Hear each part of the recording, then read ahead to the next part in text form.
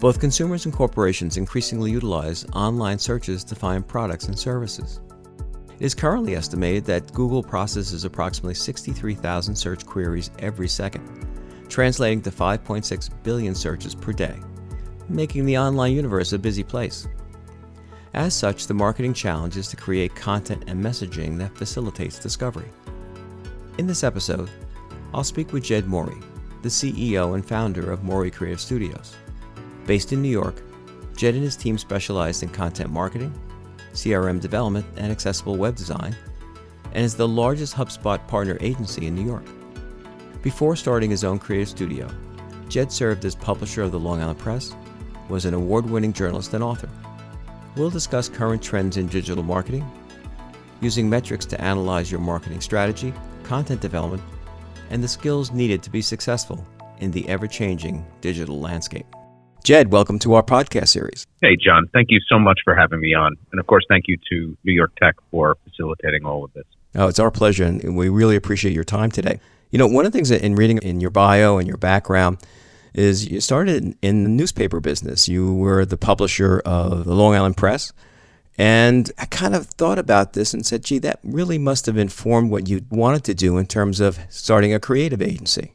Yeah, I mean, and in so many ways, John, you know, originally we didn't set out to be a creative agency or in that space. We were very firmly entrenched in publishing and in journalism. We knew that it was going to take a different form over time, but we hadn't really thought about how that was going to happen. And at the time, we had a great run for about 10 years where everything was just kind of humming. Everything was working, and we had our model down. And we knew that the industry was changing very, very quickly. And gradually, you saw that between Craigslist, Facebook, Google, everyone was eating away at all of the different modes of revenue generation in the newspaper business. So Craigslist was taking from classifieds, Google was taking any sort of important, transactional ads, Facebook was taking a lot of social ads away. And I remember the moment that I sat down with a client that was an annual client, this is one of our biggest clients, and they said, the newspaper advertising just isn't as effective as it used to be, and we're looking to do something different. They said, what we really need is a new website. And then they asked us, they said, do you do that? And, I was a business owner and an entrepreneur, so I said, yeah, of course we do that. So half of that was truthful, and the other half was, I think, aspirational. I mean, we had the second most trafficked website on Long Island at the time behind Newsday. I think we welcomed something on the order of 400,000 visitors a month. So we knew how to build a website that was built around content and build the framework for it and make sure that it was stable and robust. But we hadn't really done it for anybody else. So we took that project on and then just sort of hung the shingle out there and said, oh, by the way, we also do this. And within a couple of years, John, I mean, the whole business transformed. I mean, we at one point went strictly digital with the publication, got out of print entirely, and refocused our efforts strictly on building websites. And I think the most fortuitous thing about that moment in time is that we were able to transition as the business and the industry was declining really rapidly and keep our team virtually entirely intact, which was wonderful. And the other part of it that we got lucky on is that over time, the algorithm changes through Google honored and promoted really great content more than anything else. And the one thing that we knew how to do was produce really high quality content and produce a lot of it. That was our superpower. So I say that we're fortunate in that respect, in that, we've always been a content driven organization, and we just had to change the nature of how we were producing the content for whom. It's interesting because content, it's really all about telling a story, isn't it? It's about getting the facts down, telling a story, make it so that it sounds engaging, right? Yeah, and teaching, always teaching, never preaching. When we represent our clients, I think one of the things that makes us successful, even though it does take time, the inbound methodology, content methodology takes time, but it's because you're feeding into what people are looking for. And if you think about the nature of search and how it relates to content, nobody wants to search to hear you self-promote your business, yourself, your organization. They're searching because they have an itch that needs to be scratched. They're looking for an answer to a query, to a question. And so part of this is doing the research. It's being able to, yes, craft a really compelling narrative. So once people find you, they stick with it and they get out of the piece of content what they're looking for. But it's also making sure that you're really well researched, that you're really well crafted, and that you put together, as we say, the answer to a query should be as long as it takes to answer the question properly. So sometimes you're just giving an FAQ. Right. And other times you're giving a 2,000-3,000 word answer to a query because that's what it requires to really give somebody the answer. And that's what Google respects. So tell me a little bit about inbound marketing. And I know that your firm is a Diamond HubSpot partner. And for many people that may not seem important, but it's really critically important in terms of what you do and how you attract attention for a client. Yeah, I'll tell you just briefly about our HubSpot journey. When we got into content marketing and building websites, it was building websites first and then realizing that the clients that we built them for still had a need to put information out there that was relevant to their ever-changing landscape in their industries. And so we would begin blogging for them and putting together content packs. Sometimes they were email campaigns or social campaigns, all under the umbrella of content generation and all in the spirit of helping our clients tell their stories in a way that got them found when people were searching for whatever they do. Now, we became HubSpot partners, I want to say 7, almost 8 years ago now. And the reason that we did that is because we were building on disparate platforms. We had no processes in place to manage the technical end of our business. So we had a number of clients that lived on different platforms, and it could be WordPress, it could be Joomla, Drupal, it could be people working with disparate CRMs, and we had to always cobble them together. Mm-hmm. It was hard to keep track of. So HubSpot is really they created the term inbound marketing about 15 years ago. The founders, Dharmesh Shah and Brian Halligan, created this concept actually while they were in grad school together. And the idea is very, very simple, but it's difficult to execute on. And it is that it's much more powerful to attract somebody to your organization than to scream at them. Because screaming and yelling at people and taking out billboards and commercials and advertisements, that's the old form of marketing. But people became more savvy. They were empowered with power of search. And when that transition really happened, it was kind of a crisis inflection point for all media because they realized that just screaming at the audience to say, whoever had the biggest budget and the loudest ads usually won the day. But now people were getting savvy. They got their news from 20 different places. They had social media channels, and they were empowered with this thing called search. And over time, consumer habits changed where people would search what they wanted, and they trusted their search instincts. And so the game became, well, how can I be there at the moment that somebody needs what I sell? And the theory of inbound marketing, attracting versus yelling, was born. And then HubSpot built a suite of tools over the next 15 years to support that primary concept, which really exists and thrives and lives on to this day. I've been in business for 30 some odd years, and it was always very difficult to really nail down where a client came from, that attribution. How do I attribute this client coming in? And one of the things that digital technology typically does is it helps you sort of define as what's working and what's not, right?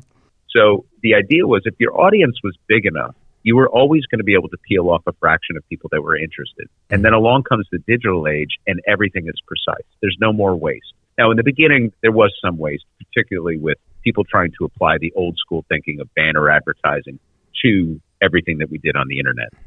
And that was sort of the industry trying to force its existing business model into a new platform, and it didn't work. What did work is giving people the answer to their question. Just answer the question.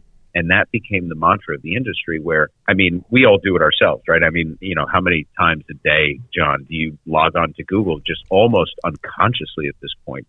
It could be to look up a phone number, look up an answer, look up, this date in history or the name of your favorite band, right? Mm-hmm. And to put on this race for people to be like, okay, well, if they're searching for it, I better be the one that answers that question ahead of my competitors. I think it's hard for people that are younger now to understand this sea change in consumer behavior. In many ways, I think that they're coming into the industry now and seeing an industry that has finally reshaped and remodeled itself around the way that they behave. And I give millennials most of the credit for changing that type of consumer behavior. They really forced this sea change to occur. And we've sort of finally caught up to it, where now I think it is better. You can see attribution properly. If you sent out an email, you know how many people responded to it and the actions that they took. If somebody found you organically and wound up transacting with your organization, then you've had a pretty good piece of content that answered the question that they had. And so we have to stand by these analytics now. And I think that's a really healthy thing for the industry. I'm glad you brought the topic of analytics up. So With a typical client, and I hear terms like, bounce rate, exit rate, logons. And so what are the key metrics that you believe a client should focus on in terms of whether, and besides sales generation? I mean, that was always what we used to think about in terms of, well, gee, that's great. You ran an ad, but how many clients did we get from that? Well, I used to explain to people that marketing was about creating interest and awareness. And so it sometimes was difficult to figure out where that client came from. But nowadays, you look at some very key metrics that you can now get off of, whether it's Google Analytics or through HubSpot, right? Yeah, and it's just as you have to kind of honor the orthodoxy of the consumer's journey, meaning if they're searching for something, give them the answer. If they're just browsing, let them browse. It really depends on what the consumer is looking to accomplish and what your business does. The nice thing about, I think, the journey that we've all gone on in digital media is that there is no one-size-fits-all strategy. So, for example, we don't work in the business-to-consumer set for the most part because consumers are transactional. It might be one and done if they're looking for a product at the moment. Let's say it's retail. Social media is great for retail. You can really create brand awareness. You can get massive engagement on a platform like Instagram and create sort of this cult of personality around a brand that doesn't really require that you answer any questions necessarily. You might have that to backstop you, but you can be transactional. If it's a new energy drink, for example, you really have to work in the social field and with influencers and get your message out there in more of a classic sense in that you need massive exposure. In other cases, like in the industries that we work in B2B, we're looking for the needle in the haystack. And now it's a lot easier to get that needle because we're using a giant magnet. We're not sifting through it and trying to discover it. Right. We're actually putting a magnet up to the haystack and saying, let's pull the needle out. So we define our success over time in a couple of ways. You can't get contacts and new people engaged with a product or a service unless you have the traffic to support it. So you have to get traffic first. So build the traffic, get the contacts, and then refine the contacts to find the ones that are most interested in your service, and then make them really happy. HubSpot calls this the delight phase. You have to delight them by giving them great customer service, by being extremely responsive, and personalizing your outreach to them. And that's where the tools have really grown and gotten a lot better over the years. So what work do I need to put into this to attract enough people to convert to your desired outcome? The beginning is, so how am I doing in terms of generating new traffic?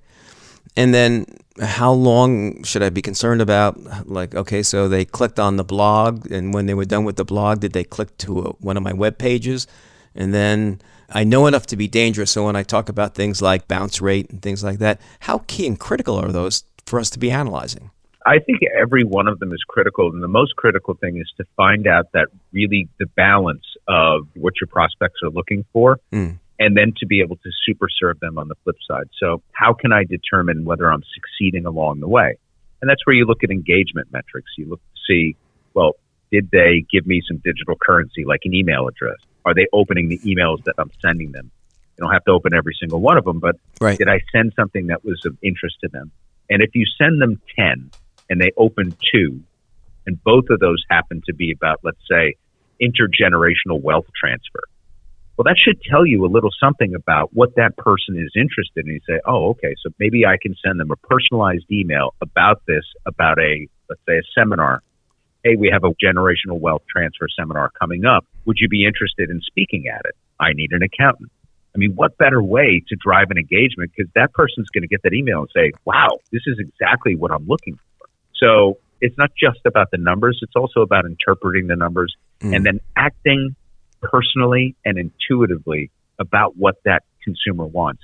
So you can't take the human element out of it. As great as all the tools are, you still need to act in a very human capacity in order to win the relationship over at the end. Interesting. I'd be remiss if I didn't. Obviously, we talk a little bit about the impact of the pandemic on the digital marketing environment.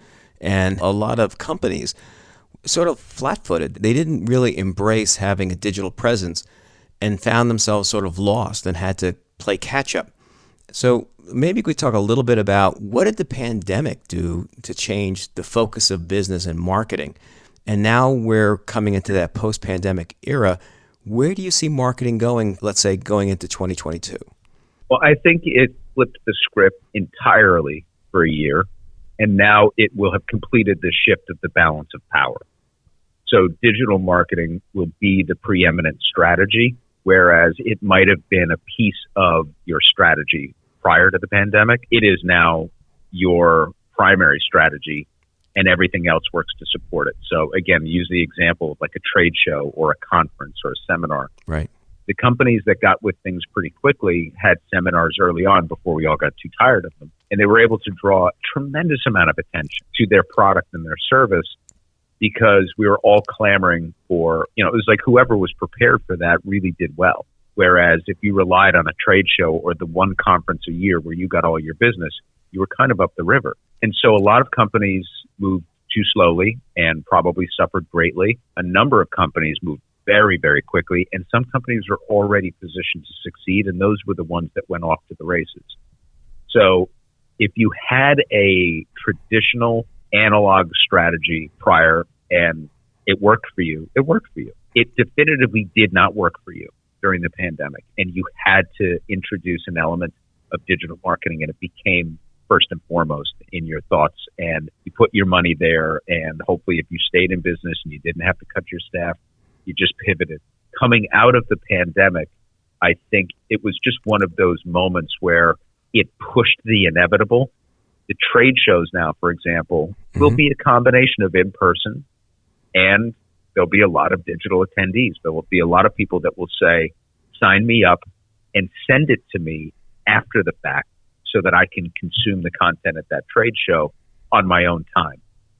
And John, that's sort of happening in a larger sense with the on-demand world. And we didn't really talk about, we talked about the difference of consumer behavior with respect to search, but Netflix has changed the game in all of business just as much, in my opinion, as Google, because Netflix figured out early on, I think it was with House of Cards, that people will sit down and binge watch something on their own time.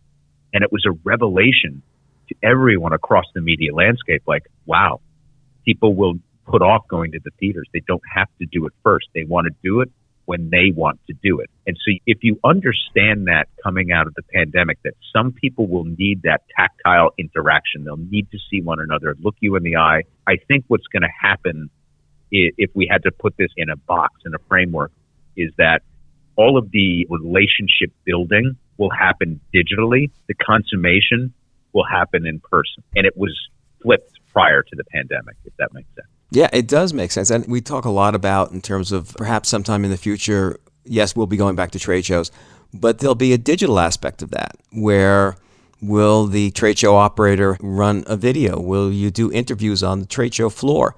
I mean, a lot of us, we have booths and we have displays and we pander to the traffic that comes by in order to get some interest. But now we're sort of all questioning that. Well, how effective is that? What could we be doing differently? Or what could we be doing in combination with that? And one thing that I learned from working with Oliver, as an example, and working with you, is that so we have all of these like seismic expectation changing events that happen. Some of them happened as a result of the pandemic. Some of them were trending that way beforehand. And one of the things that Oliver taught me was the expectation thrill of opening a package. So somebody might look from the outside and say, wow, the consumer packaging industry is really going to take a hit because everything's going digital and shipping numbers are being crunched and et cetera. And I think I learned at one of your first seminars that when you look at how Apple changed the game, the unboxing experience became a thing, right? We couldn't go to we don't go to the stores like we used to. We don't go to the theaters. We just don't go to things. The pandemic accelerated that as well.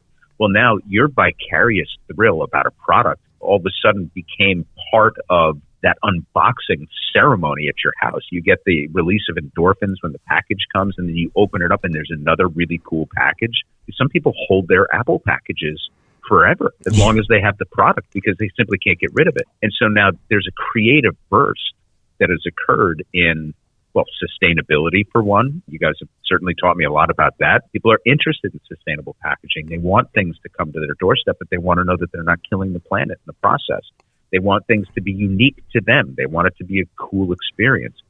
These are all things that we're learning. Businesses are transitioning for sure, But this isn't the classic, railroad scenario of, the railroads didn't see themselves as transportation companies and ergo went out of business.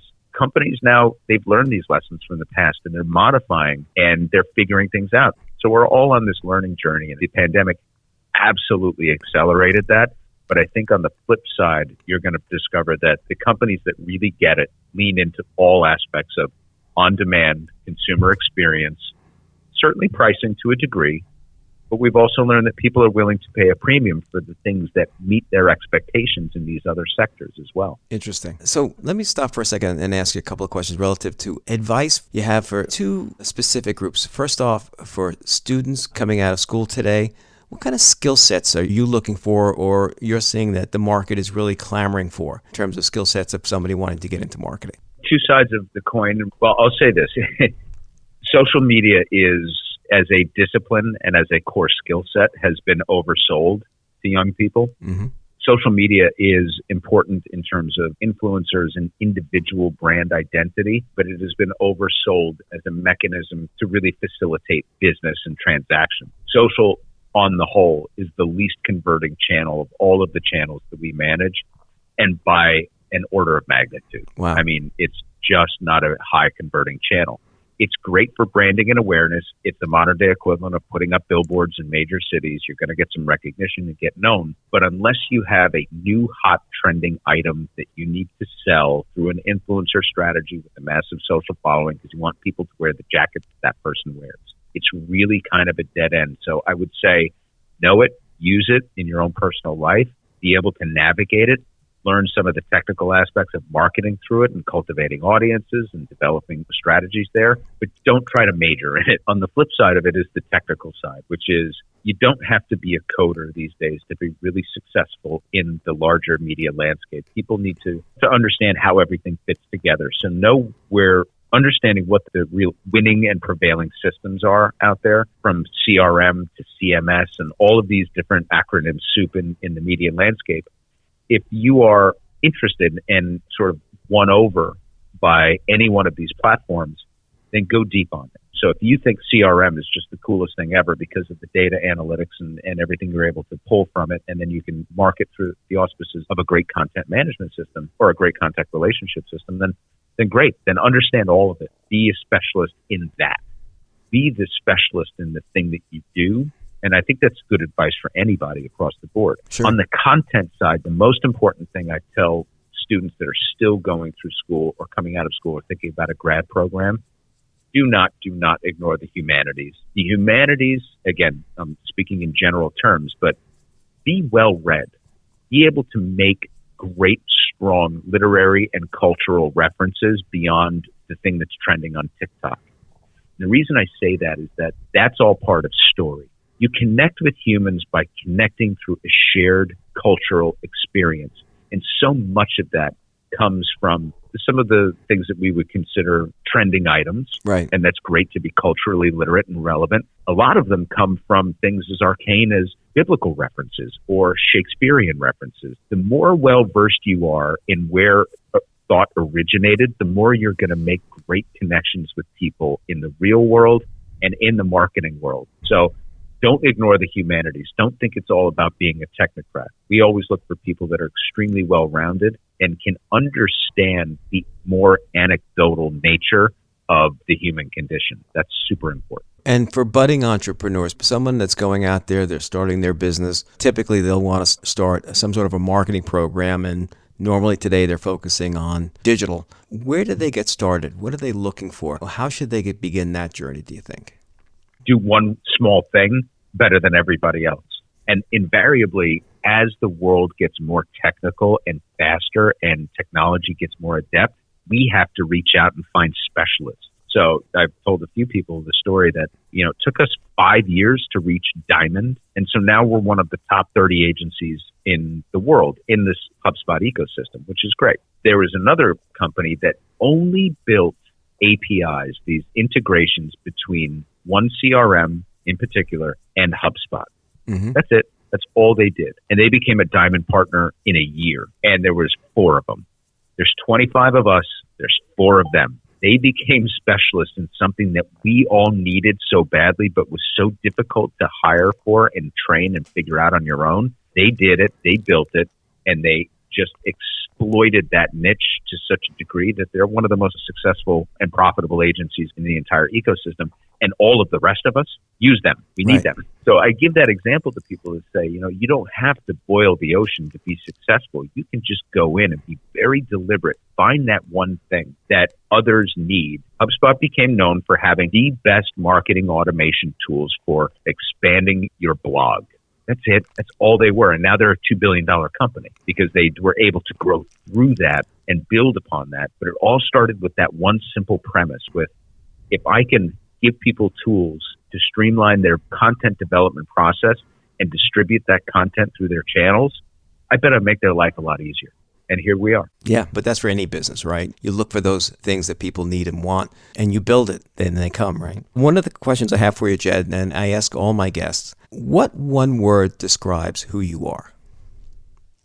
I would say accountable. Be accountable. We talk about that a lot here. We talk about it internally. As a result, I talk about it a lot with my kids, sort of a family mantra and a business mantra that people have to be able to depend on you. Right. And you have to be accountable to one another. There's a lot behind that word. Accountability, I think, requires empathy. I think requires a great level of respect. And then dedication and discipline. To be accountable means that people are going to rely on you. Right. You have to be very disciplined in what it is that you do. And you have to be very clear. I do this. This is what I can do for you. And I will be accountable to the process and not let you down. Now, do I want that written on my headstone? Probably not. I would hope that people are like, yeah, he's a good guy, great dad, excellent husband. But I think about it a lot. And in order to be all of those things, I think you have to be an accountant. Wow, great insights. I really appreciate it. Jed, thanks for your time today. I think our listeners are going to get a lot out of this. As always, much appreciated. In our discussion about digital marketing, Jed points out that cutting through the noise requires a compelling narrative. So once people find you, your content must be well-researched and well-crafted. The answer to a query should be as long as it takes. It can be a short FAQ response or a 2,000-word post, whatever it takes to answer the question. Jed contrasted consumer product marketing that requires massive exposure and is transactional with B2B, or business to business, that is more directed, finding the needle in a haystack. In B2B, companies expect digital marketing to build traffic, to get contacts and leads, and then refine the content to discover those most interested in their products or services. He talked about metrics to determine whether you're succeeding along the way. For example, is my marketing plan yielding some digital currency, like an email address? Are people opening the emails I'm sending them? It is not just about collecting and reporting the numbers. It is more about interpreting the numbers and then acting personally and intuitively about what the customer is looking for to win over the relationship. Jed points out, like most creative agencies, they're always looking for extraordinarily well-rounded people who can understand the more anecdotal nature of the human condition. We connect with people through a shared cultural experience or reference. In marketing, we use this as part of our content to attract interest. So don't ignore the humanities. Be well-read and make strong literary and cultural references beyond the thing that's trending on TikTok. On the technical side, you don't have to be a coder to succeed in the larger media landscape, but understand how everything fits together. You can also find the one or two aspects of the media landscape like CRM or CMS that interest you and go deep into it. You don't have to boil the ocean to be successful. Instead, be the specialist in the thing that you do. Be very deliberate. Find the one thing that others need and be the best at it. Most importantly, be accountable for what you promise and for what you do. Thanks, Jed, for sharing your experiences and your insights.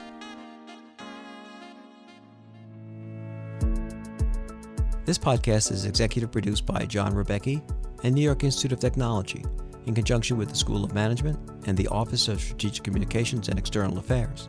The Director of Professional Enrichment and producer of this podcast is Deborah Cohn. Our marketing and social media strategist is Petra Shantaraga.